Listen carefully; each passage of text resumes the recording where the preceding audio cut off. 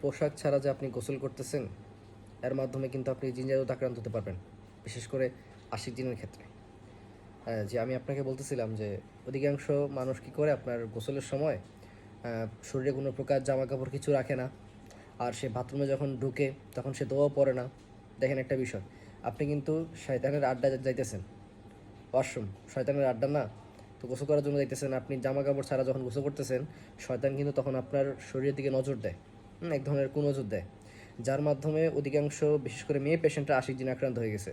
তাদের সাথে যে স্বপ্নে সহবাস করে, এটা সেরা স্বামীর সাথে বনিবনা হয় না, এই যে এই বিষয়গুলো ঘটে একমাত্র সূত্রপাত এই ওয়াশরুম থেকেই। এই জন্য আমি এই বিষয়টা বারবার মানে পেশেন্টদেরকে বুঝাই যে জামা কাপড় ছাড়া ওইভাবে গোসল করেন না কখনোই। কেমন, শরীরে অবশ্যই কিছু না কিছু জামা কাপড় রাখবেন, তারপর গোসল করবেন। আর ওয়াশরুমে ঢোকার সময় দোয়া পড়বেন, ওয়াশরুম থেকে বের হওয়ার সময় দোয়া পড়বেন। কেমন, এটা আপনার হেফাজত করবে, অন্যথায় আপনি জিনে আক্রান্ত হওয়ার সম্ভাবনা খুব বেশি। এই ভুল করেন না। আসসালামু আলাইকুম।